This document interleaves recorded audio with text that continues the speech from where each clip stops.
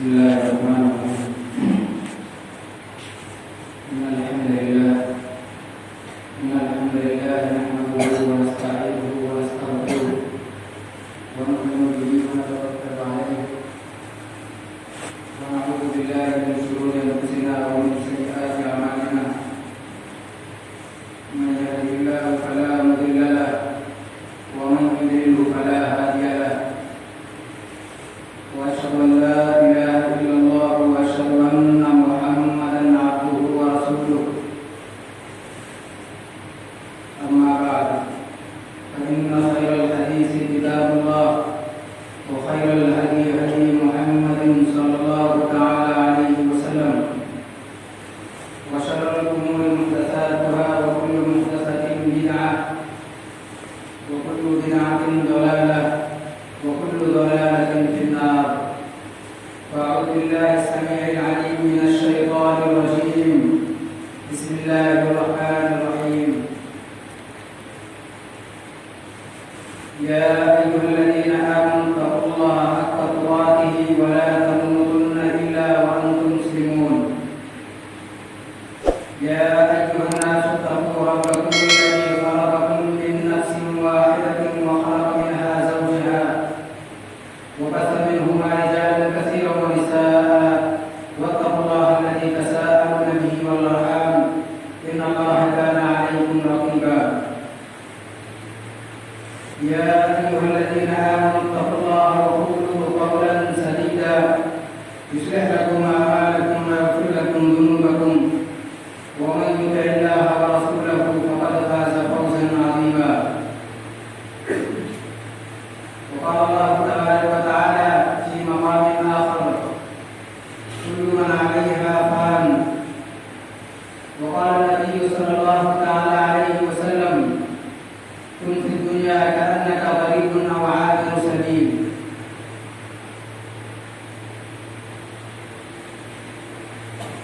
حاضرین جمعہ،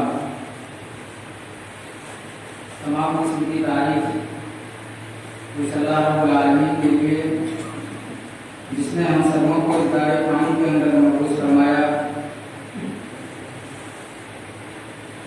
بعد درود و سلام ہو تمام انبیاء کرام پر، خصوصاً بالخصوصیات ہمارے آخری نبی جناب محمد رسول اللہ صلی اللہ تعالیٰ علیہ وسلم پر. اللهم صل على محمد وعلى آل محمد كما صليت على إبراهيم وعلى آل إبراهيم إنك حميد مجيد. اللهم بارك على محمد وعلى آل محمد كما باركت على إبراهيم وعلى آل إبراهيم إنك حميد مجيد.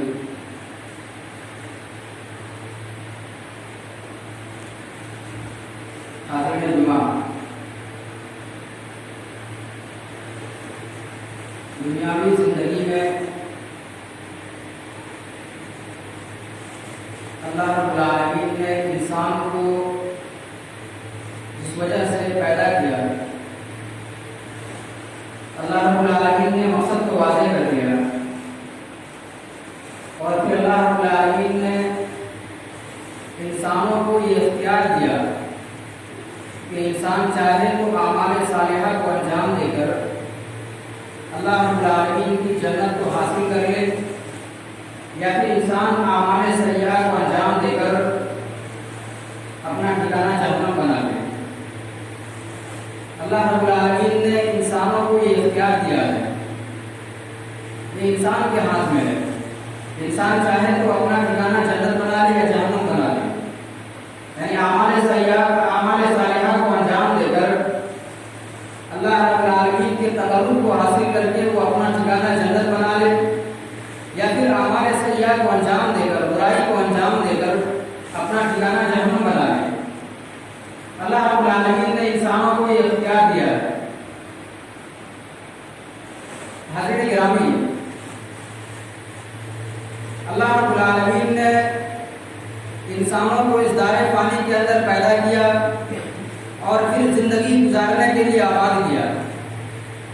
لیکن انسانوں کو یہ یاد رہے کہ انسان اگر اس دائرے پانی کے اندر آیا ہے تو وہ اللہ رب العالمین کی طرف لوٹائے جائیں گے، وہ اللہ رب العالمین کی طرف لوٹائے جائیں گے.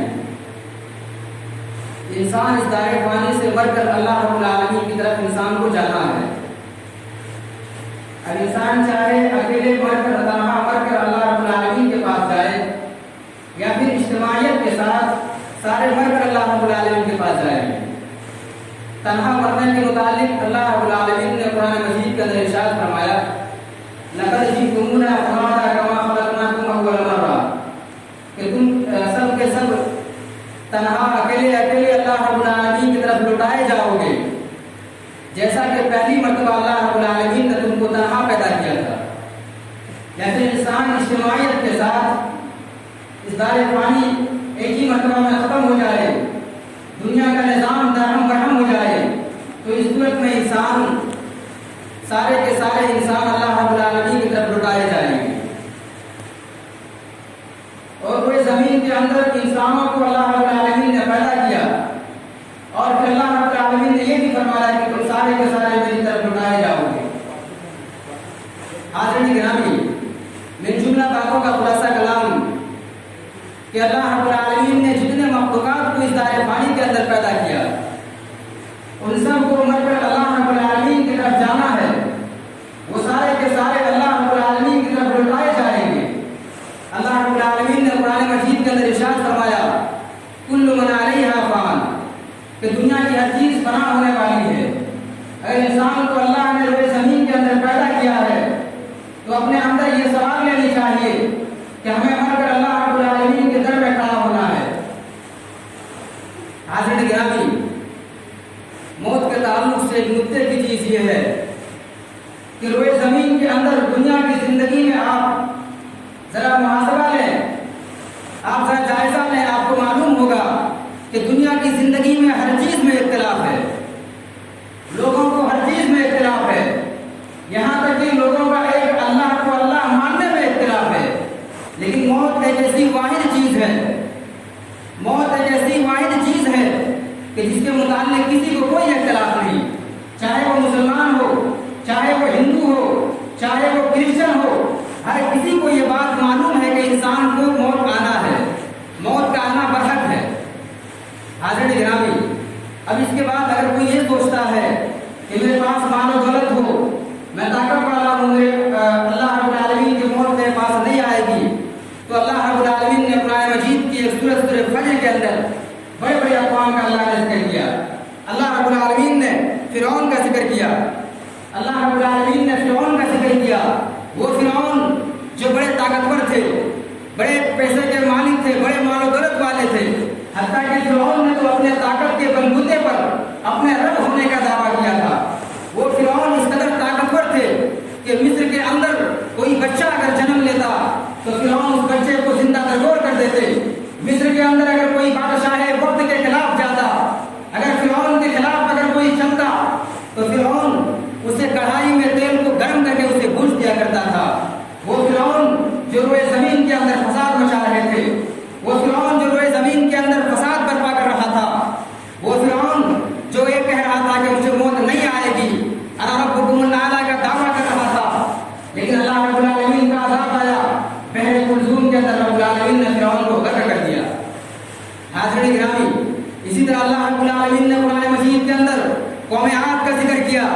وہ عاد جو یہ کہا کرتے تھے او اشد منا قوة, ہم سے زیادہ طاقتور کون ہے. وہ قوم عاد جو پہاڑوں کو تراش کر محلوں کو بنایا کرتا تھا, بڑے طاقتور تھے. وہ یہ کہا کرتے تھے ہم ہمیشہ ہمیشہ کے لیے روئے زمین کے اندر رہیں گے.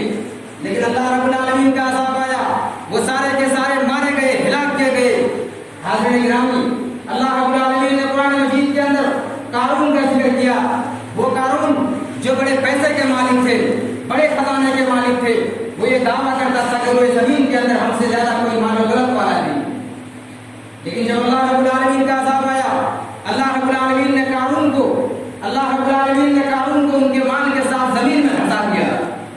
حاضرین گرامی, اسی طرح اللہ رب العالمین نے قرآن مجید کے اندر شداد کا ذکر کیا ہے.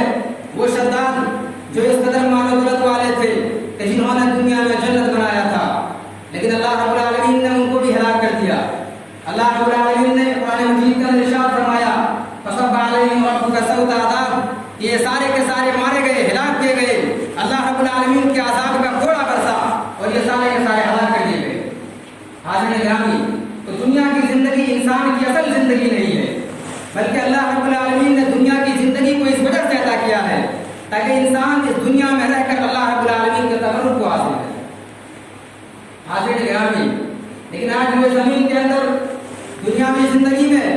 انسان دنیا کو سنوارنے میں اس قدر مصروف ہے کہ حلال و حرام میں تمیز ان کے اندر نہ رہ گیا.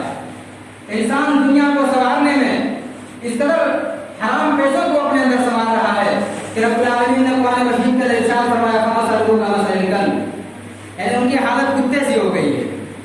جس طرح آپ دیکھتے ہیں کتے کو آپ جتنا بھی کھانا کھلا دیں ان کا منہ لٹکا ہوا رہتا ہے.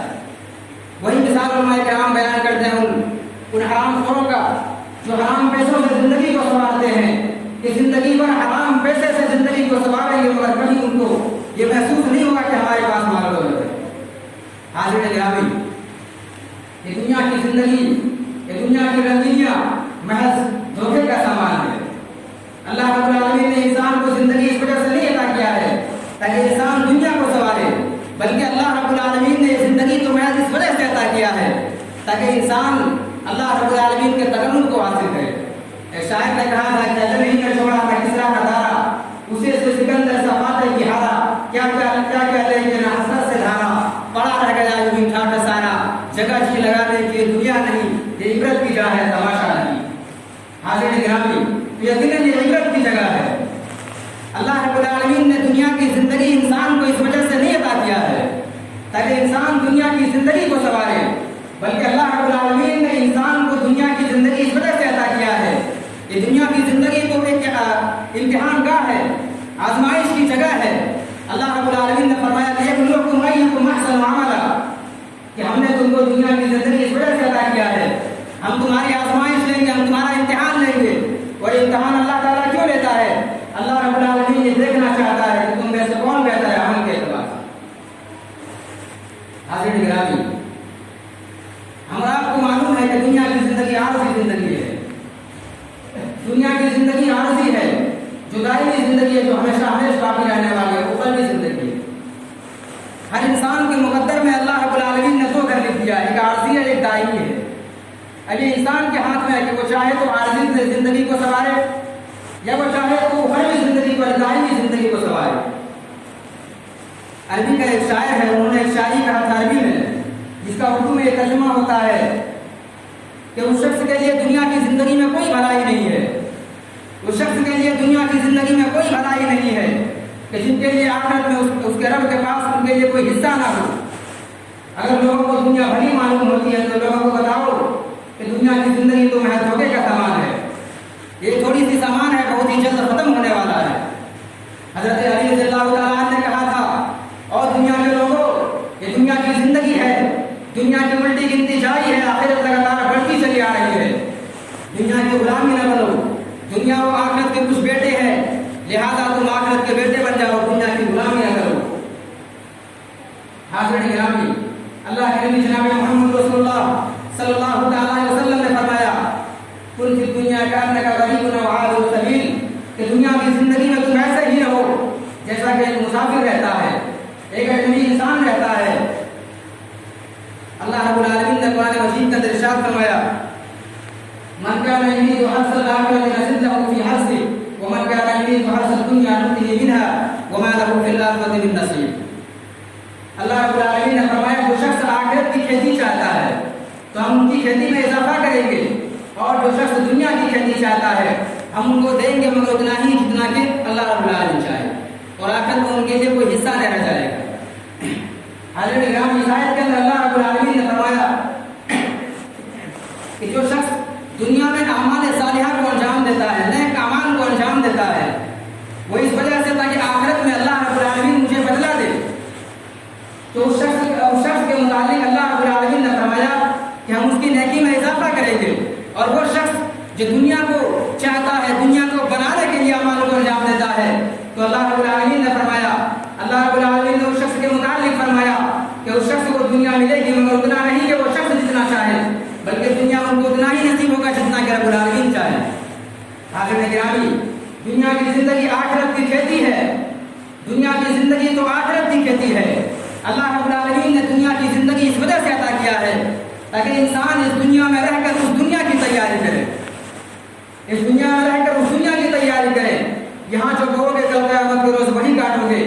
حاضرین گرامی، اللہ رب العالمین نے قرآن مجید کے اندر ارشاد فرمایا کہ دنیا کی زندگی محض دھوکے کا سامان ہے، یہ دنیا کی زندگی تو کھیل تماشا ہے، جو حقیقی زندگی ہے وہ اخروی زندگی ہے، لو کانوا یعلمون، کاش کے لوگ جان لیتے۔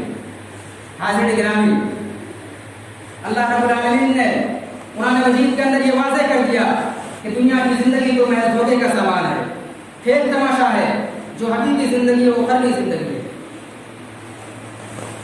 ان باتوں کو بیان کرنے کے بعد ہم اپنے اندر سوالیں، اپنے اندر سوچیں، ہم غور و فکر کریں، اپنے گریبان میں جھانکیں، اپنے ایمان کا جائزہ لیں، اپنے اعمال کی نظر ثانی کریں۔ ہم ذرا سوچیں کہ ہم آخر اللہ رب العالمین کے فضل و کرم سے ہم مومن اور مسلمان ہیں، ہم مسلم گھرانے میں پیدا ہوئے ہیں، اسلامی گھرانے میں ہماری پیدائش ہوئی ہے، ہم اسلام کے ماننے والے ہیں۔ ہر ہفتہ ہم خطبہ سنتے ہیں، ہر ہفتہ ہم تقریریں سنتے ہیں، وعظ اور نصیحتیں ہم بار سنتے رہتے ہیں۔ جو جلسے جلوس ہوتے ہیں اس کو چھوڑ دیجیے، پھر بھی ہم ایک سال میں تقریباً 52 یا 53 خطبے سنتے ہیں۔ اگر ہم میں سے کوئی 60 سال زندگی گزر بسر کر چکا ہے تو 60 سال میں انہوں نے 3120 خطبے سنے، 3120 خطبے سنے۔ ہم ہر ہفتہ خطبہ سنتے ہیں، تقریریں سنتے ہیں، لیکن اس کے باوجود ہماری زندگی میں اصلاح کیوں نہیں ہوتی ہے؟ ہم تقریریں سنتے ہیں، خطبے سنتے ہیں، وعظ اور نصیحتیں سنتے ہیں، نماز بھی پڑھتے ہیں، قرآن کی تلاوت بھی کرتے ہیں اور بہت سارے نیک اعمال کو بھی انجام دیتے ہیں، لیکن اس کے باوجود ہمارے معاشرے میں بدلاؤ نظر کیوں نہیں آتا ہے؟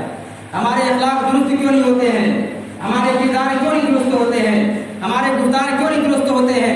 ہمارے بال بچوں کی اصلاح کیوں نہیں ہوتی ہے؟ ہمارے گھروں میں نمازوں کی تعداد کیوں نہیں بڑھتی ہے؟ آج مسلمان نماز بھی پڑھ رہا ہے تو مسلمانوں میں خشوع باقی نہ رہ گیا۔ حاضرین گرامی، جس طرح سے صحابہ کرام کی نمازوں میں خشوع ہوا کرتا تھا، جس طرح سے صحابہ کرام ایمان لانے سے پہلے صحابہ کرام کس طرح تھے اور ایمان لانے کے بعد صحابہ کرام کے اندر بدلاؤ کس طرح سے آیا۔ حاضرین گرامی، لیکن ہم مسلم گھرانے میں پیدا ہوئے ہیں، اس کے باوجود ہمارے اندر بدلاؤ نظر نہیں آتا۔ وہ لوگ جو چور و ڈاکو ہوا کرتے تھے، وہ لوگ جو زناکاری کیا کرتے تھے، وہ لوگ جن کے معاشرے میں ہر طرح کی برائیاں عام تھی، وہ لوگ جو قتل اور فریضی کیا کرتے تھے، لیکن وہی لوگ جب ایمان لائے تو ایمان لانے کے بعد اگر وہ انصاف کے عالم بردار بن گئے، سچے مومن اور صادق بن گئے، اپنے بہن بیٹیوں کی عزت کے محافظ بن گئے، لیکن آج ہمارے اندر بدلاؤ نظر کیوں نہیں آتا؟ حاضرین گرامی، اس کی بہت بڑی وجہ ہے کہ آج ہم یہ کہتے ہیں کہ ہم یوم آخرت پہ ایمان رکھنے والے ہیں، لیکن در حقیقت ہمارا ایمان یوم آخرت پر نہیں ہے۔ اللہ رب العالمین کہ ہمارا ویسا ایمان نہیں ہے جیسا کہ صحابہ کرام کا ایمان ہوا کرتا ہے۔ ہم آپ برائی کو انجام دیتے ہیں، غلط کام کو انجام دیتے ہیں، برائیوں میں ملوث رہتے ہیں، لیکن ہمیں کبھی یہ احساس نہیں ہوتا ہے کہ یہ برائی ہے، یہ غلط کام ہے، اللہ رب العالمین کے یہاں کل قیامت کے روز حساب و کتاب دینا ہے، اللہ رب العالمین کے یہاں کھڑا ہو کر سوال و جواب ہونا ہے، ہمیں اس کی فکر نہ رہ گیا۔ آج ہمارے اندر نفاق کی علامت پائی جاتی ہے، آج ہم منافقوں کی طرح منافق بنتے جا رہے ہیں۔ حاضرین گرامی، اللہ رب العالمین نے قرآن مجید کے اندر فرمایا کہ بعض لوگ ایسے ہوتے ہیں، منافقین کے تعلق سے فرمایا کہ بعض لوگ ایسے ہوتے ہیں جو ایمان لانے کا دعویٰ کرتے ہیں مگر وہ ایمان نہیں لاتے، وہ رب کو دھوکہ دینا چاہتے ہیں مگر حقیقی معاملہ کو خود اپنے آپ کو دھوکہ دیتے ہیں۔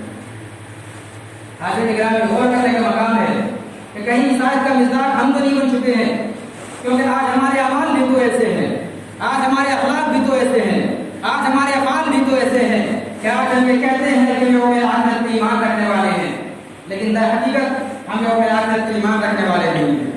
حاضرین گرامی، ہم ذرا یاد کریں اللہ کے نبی جناب محمد رسول اللہ صلی اللہ تعالیٰ علیہ وسلم کو کہ روئے زمین کے اندر اللہ کے نبی کو دنیا میں جنت کی بشارت مل چکی، لیکن اس کے باوجود اللہ رب العالمین سے اس قدر ڈرتے، اس قدر خوف کھاتے کہ رب العالمین کے خوف کے مارے جب قرآن مجید کی تلاوت کرتے ان آیات کے پاس پہنچتے جن میں جہنم کا تذکرہ ہے، تو ان آیات کو پڑھنے کے بعد محمد رسول اللہ صلی اللہ علیہ وسلم روتے تھے، اس طرح روتے کہ روتے روتے آپ کی حالت خراب ہو جاتی تھی۔ آپ کی بیوی اما عائشہ صدیقہ رضی اللہ عنہا کہتی ہے اللہ کے رسول آپ تو بخشے بخشائے ہیں، آپ تو معصوم الخطا ہے، آپ تو جنتی ہیں، آپ کا کوئی سوال و جواب نہیں ہونا ہے، اس کے باوجود آپ اس قدر کیوں روتے ہیں؟ اللہ کے نبی نے فرمایا اے عائشہ افلا اکون عبدا شکورا، کیا میں اللہ رب العالمین کا شکر گزار بندہ نہ بن جاؤں اگرچہ اللہ رب العالمین نے مجھے معاف کر دیا ہے۔ حاضرین گرامی، سیدنا بکر صدیق رضی اللہ تعالیٰ عنہ یاد کرو، وہ بکر صدیق رضی اللہ تعالیٰ عنہ جن کو دنیا میں جنت کی بشارت مل چکی تھی، وہ بکر صدیق رضی اللہ تعالیٰ عنہ جن کو اللہ کے نبی نے اپنے مصلی میں 17 مرتبہ اپنی زندگی میں کھڑا کیا، اور بکر صدیق رضی اللہ تعالیٰ عنہ کا بڑا مقام مرتبہ اونچا ہے، لیکن اس کے باوجود آخرت سے اور اللہ رب العالمین کے ڈر کے مارے اس طرح رویا کرتے تھے کہ ابوبکر صدیق رضی اللہ تعالیٰ عنہ جب راستے میں چلتے تھے اور جب اپنی نگاہوں کو اپنے نظر کو آسمان کی طرف کرتے اور جب پرندوں کو دیکھتے تو پرندوں کو دیکھ کر ابوبکر کہا کرتے تھے کہ اے پرندوں تم کتنے خوش نصیب ہو، تم ٹھنڈے چھاؤں میں آرام کرتے ہو، تم دانا چگتے ہو، تم مر جاؤ گے تمہارا حساب و کتاب نہیں ہوگا۔ کاش ابوبکر صدیق ایک پرندہ ہوتا۔ ابوبکر صدیق کے اندر یہ طاقت نہیں کہ رب العالمین کے سامنے کھڑا ہو کر حساب و کتاب دے۔ ابوبکر صدیق رضی اللہ تعالیٰ عنہ کے اندر یہ جرأت نہیں، کاش ابوبکر صدیق ایک پرندہ ہوتا۔ حاضرین گرامی، عثمان غنی رضی اللہ تعالیٰ عنہ، وہ عثمان غنی رضی اللہ تعالیٰ عنہ جن کو اللہ کے نبی نے دنیا میں جنت کی بشارت دی، لیکن اس کے باوجود قبرستان کے پاس سے جب گزرتے تو زاروں قطار روتے تھے۔ حاضرین گرامی، لیکن آج ہم گناہ پہ گناہ کر رہے ہیں، آج ہم برائیوں میں ملوث ہیں، آج ہم دن دہاڑے ایسی برائیوں کو انجام دیتے ہیں کہ اللہ رب العالمین سے ہمیں ذرا برابر بھی شرم محسوس نہیں ہوتا ہے۔ ہم نے شاید اس آیت کو بھلا دیا ہے کہ رب العالمین نے فرمایا جو ذرہ برابر بھی نیک کام کرے گا اللہ تعالیٰ اس کو اس کا ہی بدلا دے گا، جو ذرہ برابر بھی برائی کرے گا اللہ رب العالمین اس کا ہی اسے سزا دے گا۔ وہی رفتار بڑھنگی جو پہلے تھی اب بھی ہے، کتنوں بھی تک رسول اللہ ہمارے اندر بدلاؤ آنے والا نہیں۔ حاضرین گرامی، صحابہ کرام اللہ رب العالمین سے کس طرح خوف کھاتے تھے، آج ہم وقت کو ضائع کر رہے ہیں، ہم اللہ رب العالمین کے ذکر و اذکار سے دور ہٹتے جا رہے ہیں۔ حاضرین گرامی، علامہ ابن قیم رحمۃ اللہ علیہ کی کتاب صفۃ الصفوہ کے اندر لکھتے ہیں کہ ابو ذر رضی اللہ تعالیٰ عنہ ایک جلیل القدر صحابی ہے۔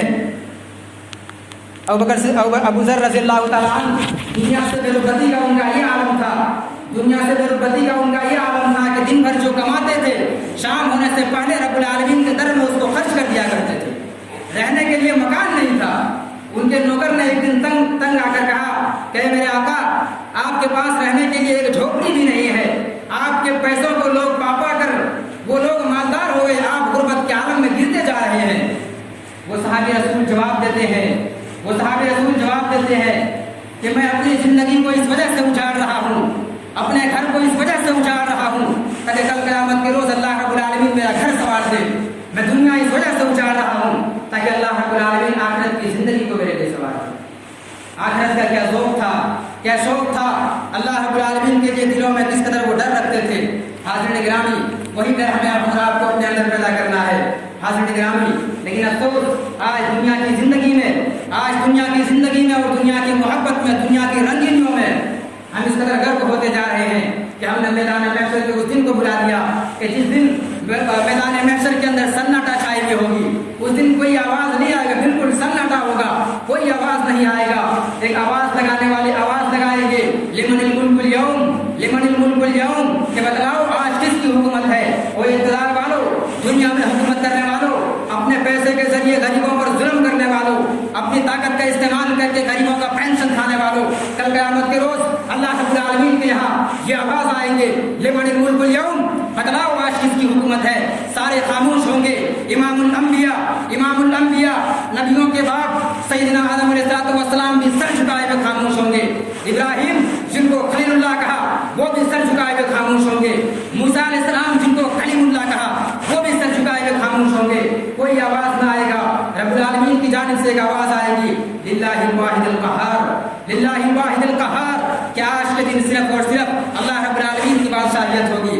حاضرین گرامی، ہم اور آپ نے اس دن کو بھلا دیا، جس دن میدان محشر میں حساب و کتاب ہونے کے بعد اللہ رب العالمین کے حکم کے مطابق فریق فی الجنہ و فریق فی السعیر، ایک گروہ کو جہنم میں پھینک دیا جائے گا، ایک گروہ کو جنت میں ڈال دیا جائے گا۔ اللہ رب العالمین کہے گا فریق فی الجنہ و فریق فی السعیر، ایک گروہ کو جنت میں داخل کرو اور ایک گروہ کو جہنم میں پھینک دو۔ کیا کبھی ہم نے سوچا ہے دنیا کی زندگی میں رہ کر، کیا کبھی ہم نے یہ اپنے اندر شمار کیا ہے، کیا کبھی ہم نے اپنے اندر یہ سوچ بھی پیدا کیا ہے، یہ فکر بھی پیدا کیا ہے کہ کل قیامت کے روز جب اللہ تعالیٰ کہے گا فریق فی الجنہ و فریق فی السعیر، اے دنیا کی زندگی میں عیش کی زندگی گزارنے والوں، کیا کبھی ہم نے سوچا ہے کہ کل قیامت کے روز اس دن ہمارا شمار کن لوگوں میں ہوگا، فریق فی الجنہ، جنتیوں میں ہوگا یا جہنمیوں میں ہوگا۔ حاضرین گرامی، جب یہ آیت کریمہ نازل ہوئی، ایک صحابی رسول اس آیت کریمہ کو سننے کے بعد زندگی بھر روتے رہے، محض یہ سوچ کر کہ کل قیامت کے روز ہمارا شمار کن لوگوں میں ہوگا، جنتی میں ہوگا یا جہنمی میں ہوگا۔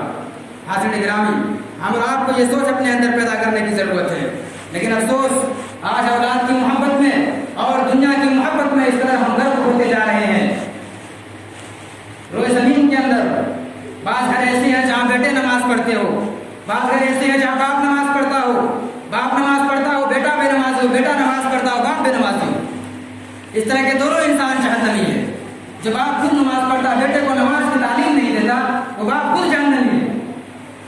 حاضرین گرامی، اللہ کے نبی جناب محمد رسول اللہ صلی اللہ علیہ وسلم کی حدیث ہے، حوالہ اور سند مجھے یاد نہیں لیکن معلوم ہے کہ حدیث صحیح ہے. اللہ کے نبی نے فرمایا کل قیامت کے روز اللہ رب العالمین ایک شخص کو بلائے گا جن کے اعمال صالحہ اس وجہ سے اعمال صالحہ اس قدر بھاری ہوں گے. حاضرین گرامی، وہ لوگ ذرا غور کریں جو باپ خود نماز پڑھتا ہو مگر بیٹے کو نماز کی تعلیم نہ دیتا ہو. اللہ کے نبی نے فرمایا ان کا اعمال صالحہ اس قدر بھاری ہوگا کہ اللہ رب العالمین کہے گا اس شخص کو جنت میں داخل کر دو. چنانچہ فرشتے ان کو جنت میں لے جا رہے ہوں گے. ان کا بیٹا دوڑتا ہوا آئے گا اور کہے گا الہ العالمین یہ میرے والد محترم ہے، یہ دنیا میں خود نماز پڑھتا تھا مگر کبھی مجھے نماز کی تعلیم نہیں دی. الہ العالمین میں جہنم میں جا رہا ہوں، میرے والد محترم کس طرح سے جنت میں جا رہا ہے. اللہ رب العالمین فرشتوں کو حکم دے گا اسے بھی جہنم میں پھینک دو. حاضرین گرامی، اس سے معلوم ہوا کہ اگر باپ نمازی ہو تو بیٹے کو بھی نماز کی تلقین کرے. حاضرین گرامی، اگر بیوی نماز نہ پڑھتی ہو تو شوہر کو اسلام یہ تعلیم دیتا ہے کہ بیوی کو نماز کی تعلیم دو. لیکن آج معاشرہ تباہی کے دہانے پر اس طرح پہنچا ہوا ہے اور بے غیرتی کا یہ عالم ہے کہ آج شوہر بے نمازی ہے، بیوی خود شوہر کو نماز کی تعلیم دیتی ہے. حاضرین گرامی، اللہ کے نبی جناب محمد رسول اللہ صلی اللہ علیہ وسلم نے جس امت کو یہ حکم دیا تھا کہ دنیا کے لوگوں اپنے بیوی کو نماز کی تعلیم دینا، بے غیرتی کا یہ عالم ہے، شرم و حیا کا یہ عالم ہے کہ آج بیوی شوہر کو نماز کی تعلیم دے رہی ہے. شوہر بے نمازی ہے. آج اکثر و بیشتر ایسے گھر ہیں جہاں عورتیں نماز پڑھتی ہیں، مرد حضرات اکثر و بیشتر نماز نہیں پڑھا کرتے. حاضرین گرامی، ہم نے کبھی اس دن کو یاد کیا کہ جس زندگی میں جانے کے بعد جس زندگی کا پہلا دن 50,000 سال کے برابر لمبا ہوگا، 50,000 سنة مما تعدون، کہ جس زندگی کا پہلا دن 50,000 سال کے برابر لمبا ہوگا. کیا کبھی ہم نے اس دن کو یاد کیا؟ ہم دنیا کی زندگی کو سنوارنے میں اور اولاد کی محبت میں اس قدر بحث ہوتے چلے جا رہے ہیں، اس قدر ڈوبتے چلے جا رہے ہیں ان کی محبت میں کہ ہمیں اولاد کی فکر نہیں ہے، صرف دنیا کو سنوارنے میں تلے ہوئے ہیں. مسلمانوں، کہیں ایسا نہ ہو کہ آپ بے اولاد مر جائیں. بے اولاد مرنے کا مطلب علماء کرام لکھتے ہیں کہ ایک شخص دنیا کی زندگی میں بڑا پیسہ کماتا ہے، مال و دولت کو اکٹھا کرتا ہے، لیکن بچوں کو دین کی تعلیم نہیں دیتا، نماز پڑھنے کی تعلیم نہیں دیتا. تو باپ کے مر جانے کے بعد ظاہر سی بات ہے کہ باپ کی جو مال و دولت ہے وہ بیٹے کے ہاتھ میں آ گئے. تو باپ کے مر جانے کے بعد باپ نے تو بچے کو نماز کی تعلیم نہیں دی، دین اسلام کی تعلیم نہیں دی، تو ظاہر سی بات ہے باپ کے مرنے کے بعد وہ بیٹا باپ کے پیسے کو لے کر، باپ کے کمائے ہوئے پیسوں کو لے کر عیاشی و مکاری کرتا ہے. تو ظاہر سی بات ہے کہ وہ مرنے کے بعد ان کے پیچھے کوئی دعا کرنے والا موجود نہیں ہے. باپ کے مرنے کے بعد دعا کون کرتا ہے؟ ان کا بیٹا دعا کرتا ہے. ان کے مرنے کے بعد ان کے پیچھے کوئی دعا کرنے والا موجود نہیں ہے. تو معلوم ہوا کہ آپ بے اولاد مر رہے ہیں. تو آپ بے اولاد نہ مرے، دنیا کی زندگی میں اپنے بچوں کو نماز کی تعلیم دیں. سہارنپور کا ایک واقعہ ہے، میں سرزمین تیلنی والا میں پڑھتا ہوں. اسی علاقے میں ایک دیوبندی مدرسہ ایک صاحب ایک عالم دین بیان کر رہے تھے کہ سہارنپور کے اندر ایک شخص جو بڑے عہدے پر فائز تھا، یعنی غالباً وہ IPS تھا یا پھر کوئی عہدہ ان کو تھا، کہ جن کی وجہ سے وہ جب ان کے والد محترم انتقال کر گئے تو وہ اپنے والد محترم کی لاش کو لے کر مسجد کے باہر کھڑے تھے. مسجد کے باہر اپنے والد محترم کی لاش کو لے کر کھڑے تھے اور ایک عالم دین کا انتظار کر رہا تھا. اور وہ شخص اپنے مرے ہوئے باپ پہ تانا دے رہا تھا، یہ میرے والد محترم ہے جن کی وجہ سے آج میں ایک عالم کا انتظار کر رہا ہوں. اپنے والد محترم کا جنازہ پڑھانے کا بھی مجھے شرف حاصل نہیں ہوا، اپنے والد محترم کا جنازہ پڑھانے کے قابل نہیں ہوں. ارے جنازہ پڑھانے کی بات تو چھوڑیے، میں جنازے میں کس دعا کو پڑھوں مجھے یہ بھی معلوم نہیں. اے میرے والد محترم، تو نے مجھے دنیا دیا مگر آخرت سے محروم کر دیا. لوگ کہتے ہیں شخص اپنے مرے ہوئے باپ پہ تانا کیوں دے رہے ہیں، ان کے لیے دعائیں مغفرت کرو. حاضرین گرامی، کہیں ایسا نہ ہو کہ آپ کے مر جانے کے بعد آپ کے بچے بھی آپ کے اوپر تانا دیں. اپنے بچوں کو دین کی تعلیم دو، نماز کی تعلیم دو. لیکن افسوس آج معاشرہ کہاں جا رہا ہے. اللہ کے نبی نے فرمایا کہ جو شخص کو جو ذمہ داری دی گئی ہے اللہ رب العالمین کل قیامت کے روز اس سے ذمہ داری کے متعلق سوال کرے گا. لیکن افسوس آج کون اپنی ذمہ داری کو سمجھ رہا ہے؟ یاد رہے یہ اولاد اللہ رب العالمین کی بہت بڑی نعمت ہے اور یہ اس قدر عظیم نعمت ہے کہ اس باپ سے پوچھو جن کے پاس اولاد نہ ہو، اس باپ سے پوچھو کہ جن کے گود اولاد سے محروم ہو، یہ اولاد کس قدر عظیم نعمت ہے. لیکن افسوس آج ہم نے اس نعمت کو ٹھکرا دیا، آج ہم نے اس نعمت کو غنیمت نہیں جانا، ہمارے اولاد بگڑتے چلے جا رہے ہیں، عیاشی و مکاری کر رہے ہیں، لیکن ہمیں اس کی پرواہ نہیں ہے، بے نمازی ہوتا چلا جا رہا ہے، ہمیں اس کی پرواہ نہیں۔ اسلام کیا تعلیم دیتا ہے؟ محمد رسول اللہ نے فرمایا جب تمہارے بچے 7 سال کے ہو جائے ان کو نماز کی تعلیم دو، اگر 10 سال کے ہو جائے پھر بھی نماز نہ پڑھے ان کو مارو، ان کو دھمکاؤ اور ان کو نماز پڑھنے کی تعلیم کرو۔ حاضرین کرام، لیکن افسوس آج بیٹا 60 سال کے اوپر پہنچ جاتا ہے پھر بھی بے نمازی ہوتا ہے۔ حاضرین گرامی، آج معاشرے کے اندر اسی وجہ سے تو برائیاں انجام دے رہا ہے، آج ہمارے معاشرے کے اندر نوجوان بگڑتے چلے جا رہے ہیں، آج معاشرے میں نوجوانوں کی ایک سال جماعت نہیں ہے۔ کسی عالم دین نے کہا تھا کہ آج کے عہد میں تو معاشرے کے اندر نوجوانوں کی محض 2 جماعت ہے، ایک جماعت عیاشی و مکاری کو انجام دے رہا ہے، جوا بازی کو انجام دے رہا ہے، ایک جماعت زناکاری کو انجام دے رہا ہے۔ صلاح الدین ایوبی نے کہا تھا کہ کسی معاشرے کو، کسی قوم کو اگر ہلاک کرنا ہو، برباد کرنا ہو تو اس پر ایٹم بم برسانے کی ضرورت نہیں ہے، اس پر بم برسانے کی ضرورت نہیں ہے، بلکہ اس قوم کے نوجوانوں کو برائیوں میں مبتلا کر دو، اس قوم کے نوجوانوں کو بگاڑ دو، معاشرہ خود بخود بگڑتا چلا جائے گا، معاشرہ ختم ہو جائے گا۔ آج یہی حال ہے، آج معاشرے کے اندر وہ نوجوان جو اللہ رب العالمین کے ذکر و اذکار میں رہنا تھا، آج معاشرے کے اندر زنا کرنے والے کثیر تعداد میں موجود ہے، عیاشی و مکاری کرنے والے کثیر تعداد میں موجود ہے، آج معاشرے کے اندر بے حیائی عام ہے، بے پردگی عام ہے، عیاشی و مکاری عام ہے، زناکاری عام ہے، زناکاری عام ہے، شراب پینے والوں کی تعداد، ایک کثیر تعداد میں شراب پینے والے موجود ہیں۔ حاضرین گرامی، مسلم معاشرے کے اندر بھی شراب پینے والے موجود ہیں، اور میں مسلم معاشرے نہ کہہ کر میں ڈنڈے کی چوٹ پہ اعلان میں کھلے عام کہتا ہوں حاضرین گرامی کہ مسلم معاشرے کو چھوڑیے، خود ہمارے اسی گاؤں کے اندر، اسی علاقے کے اندر کتنے ایسے نوجوان ہیں جن کو شراب پیتے ہوئے خود میں نے واللہ اپنی آنکھوں سے دیکھا ہے، اللہ کی قسم میں نے خود اپنی آنکھوں سے اسی معاشرے کے اندر کتنے نوجوانوں کو شراب پیتے ہوئے دیکھا ہے۔ حاضرین گرامی، ان کے ماں باپ پر یہ ذمہ داری ہے اپنے بچوں کی اصلاح کریں، اپنے بال بچوں کی درستگی کریں، تاکہ کل قیامت کے روز اللہ رب العالمین کے یہاں جب حساب و کتاب ہو تو وہ اس سے بچ جائے، وہ اس سے بڑی ہو اور اعمال صالحہ اس کا ضائع نہ ہو، اور کل قیامت کے روز اللہ رب العالمین کا ٹھکانہ جنت بنا دے۔ حاضرین گرامی، غور کرنے کا مقام ہے، دنیا کی زندگی ہے، یہاں لوگ زندہ لوگوں سے وفا نہیں کرتے، یہاں لوگ زندہ لوگوں سے وفا نہیں کرتے، افسوس مرنے کے بعد مردوں کے لیے دعائیں کون کرے گا۔ حاضرین گرامی، دنیا کی زندگی دھوکے کا سامان ہے، دنیا کو نہ سنوارو، جتنا دنیا کو سنوارو گے اتنا ہی فسادے میں رہو گے، لیکن افسوس آج مردوں کو کاندھا دے دے کر ہماری کاندھا تھک چکی ہے، جنازہ اٹھا اٹھا کر ہماری کاندھا تھک چکی ہے، لوگوں کی مرنے کی خبریں سن سن کر ہماری کانیں تھک چکی ہے، لیکن اللہ کا ڈر پیدا نہیں۔ حاضرین گرامی، غور کرنے کا مقام ہے، اپنے اندر اللہ رب العالمین کا ڈر پیدا کریں اور آخرت کی فکر کو اپنے اندر پیدا کریں۔ آخر میں اللہ رب العالمین سے دعا ہے کہ العالمین تمام مسلمانوں کو اعمال صالحہ کا انجام دینے کی توفیق دے، العالمین تمام مسلمانوں کو 5 وقت کی نماز پڑھنے کی توفیق دے، آمین۔ ربنا تقبل منا انک انت السمیع العلیم وآخر دعوانا